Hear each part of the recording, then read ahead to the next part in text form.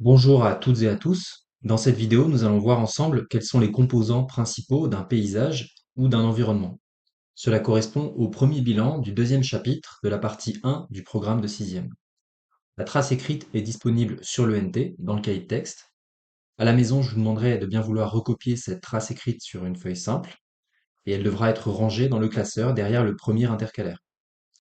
Pour réinvestir les notions que nous allons aborder dans cette vidéo, je vous propose de faire à la maison sur une autre feuille l'activité 1 disponible également sur le NT dans le cahier de texte. Ce travail sera ramassé et évalué.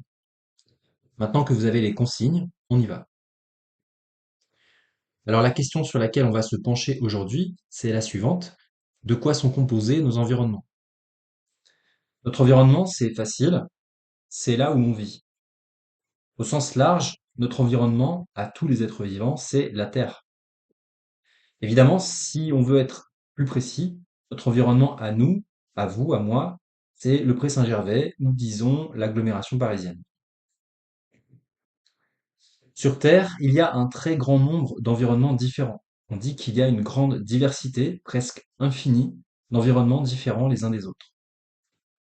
Voici quelques exemples. En haut à gauche, vous avez un environnement de montagne, à droite, une forêt, en bas, des environnements aquatiques. Ce qui change entre chacun de ces environnements, c'est ce qu'on appelle les conditions environnementales, c'est-à-dire la température, l'humidité, la salinité, la pression qui règne dans chacun de ces environnements. On reparlera de ces conditions environnementales dans une autre vidéo. Alors si chaque environnement est unique, on trouve néanmoins toujours les mêmes types de composants, quel que soit le lieu où l'on se trouve ou le paysage que l'on regarde. Prenons l'exemple d'un paysage en France. Bon, on peut voir énormément de choses sur cette photo, et déjà, on peut classer les éléments visibles en deux catégories simples. Les éléments vivants et les éléments non vivants.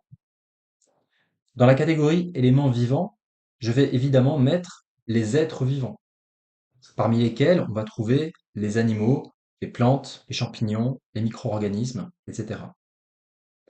En guise d'exemple, sur cette photo, on peut observer presque partout la végétation, les plantes qui recouvrent la surface du sol.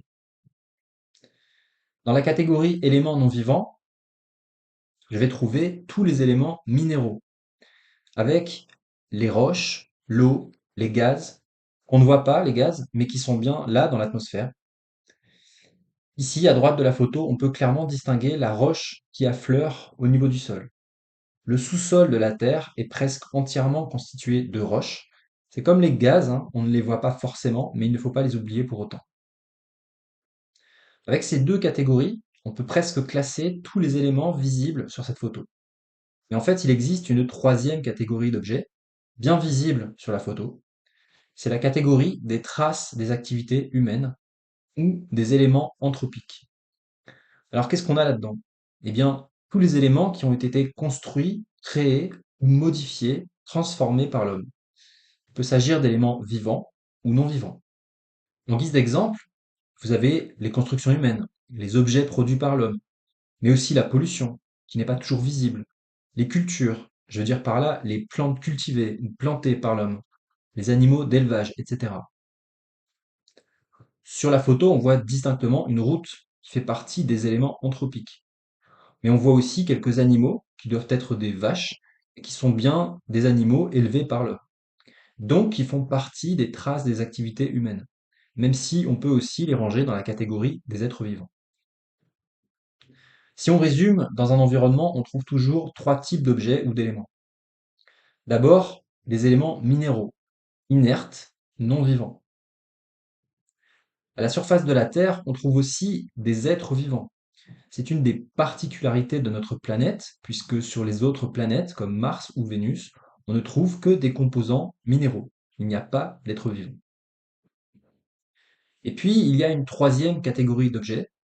Depuis que l'homme est apparu sur Terre, on trouve aussi dans les environnements des traces de son passage, des traces des activités humaines, ou bien des éléments anthropiques, si vous préférez, avec des éléments vivants et non vivants.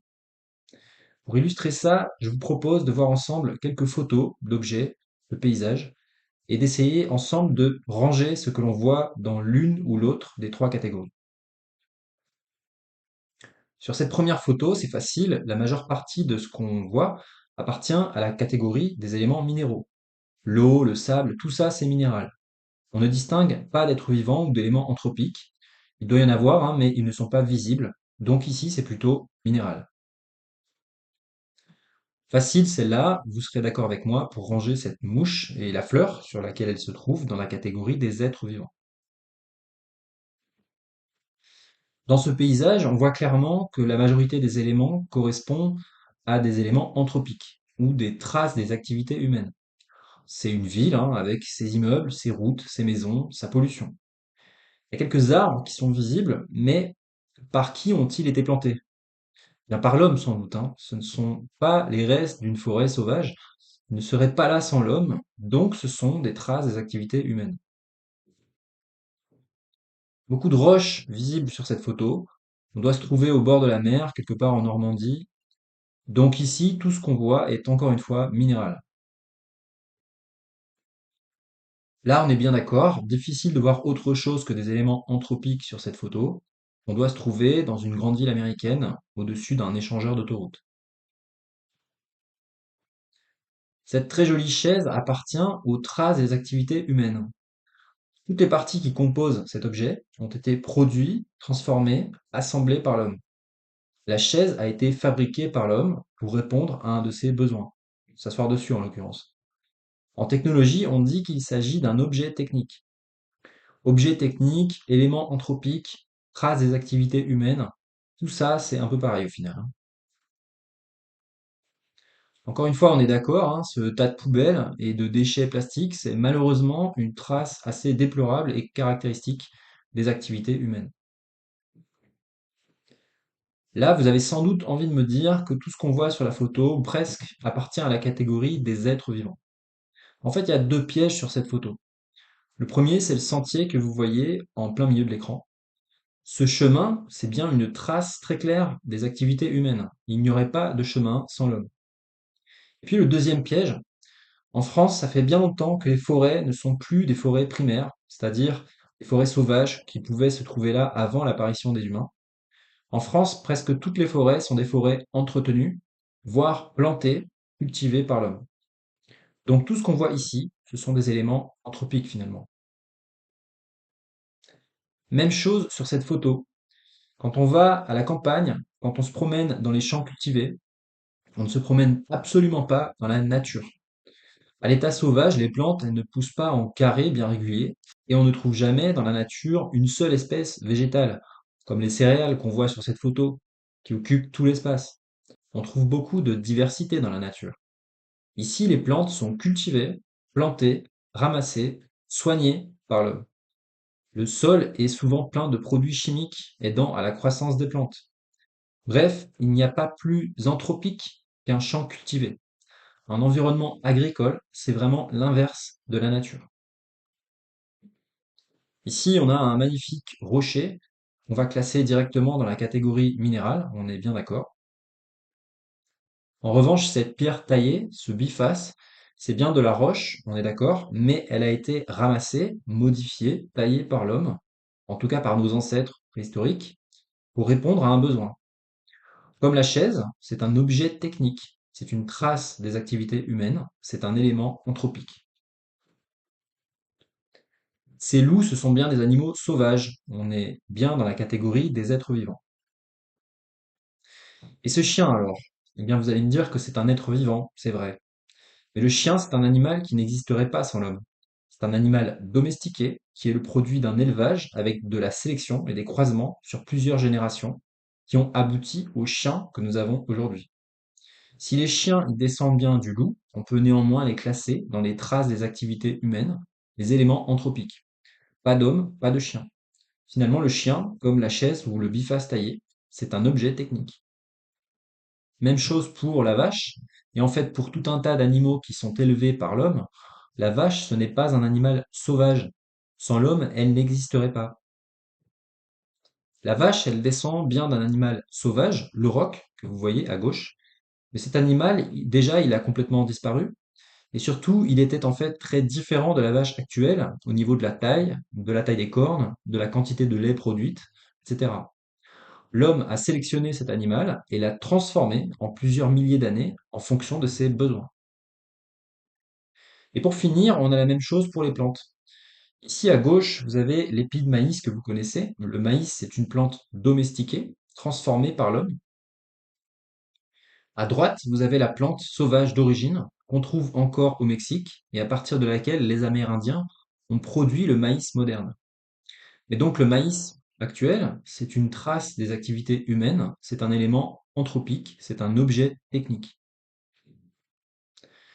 Un dernier pour la route, la banane, et presque tous les fruits qu'on consomme en fait, c'est une plante transformée par l'homme pour répondre à ses besoins. En haut, vous voyez la banane sauvage, pleine de graines, immangeable, à partir de laquelle on a produit un fruit sans graines, donc stérile, sucré, consommable. La banane, c'est un objet technique. Pour conclure, je reprends ma première photo. Au final, la majeure partie des choses que vous voyez sur cette photo peuvent être rangées dans la catégorie des traces des activités humaines. En fait, l'homme, depuis plusieurs centaines d'années maintenant, il est en train de transformer la surface de la Terre et les éléments qu'on y trouve. Évidemment, cette transformation, elle s'accompagne souvent d'une dégradation. Avec le temps, l'homme anthropise, c'est-à-dire modifie de plus en plus son environnement. En France, tous les 10 ans, à peu près 1% du territoire est anthropisé, c'est-à-dire transformé en ce que vous voyez sur cette photo, en ville, en terrain cultivé, en parking, en centre commercial. Les traces des activités humaines, on les trouve partout, même dans les endroits les plus difficiles d'accès. Ici, vous voyez le sommet de l'Everest, le plus haut sommet du monde, à plus de 8 km d'altitude, très difficile à gravir. On pourrait imaginer un pic blanc, enneigé, désert, dépourvu d'éléments d'origine humaine. En fait, l'Everest, c'est malheureusement la plus haute poubelle du monde. Il est recouvert de déchets laissés par les alpinistes qui grimpent à la chaîne, ça se voit sur la photo à gauche, et laissent leurs poubelles avant de redescendre parce que ça pèse lourd. C'est un peu à l'image du reste de la Terre en fait.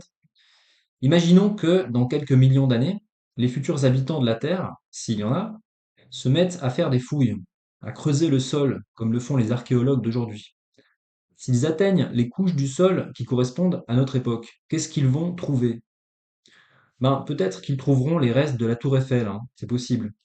Mais surtout, ils vont trouver des sols recouverts de goudron, de bitume, des tas et des tas de poubelles, de déchets plastiques.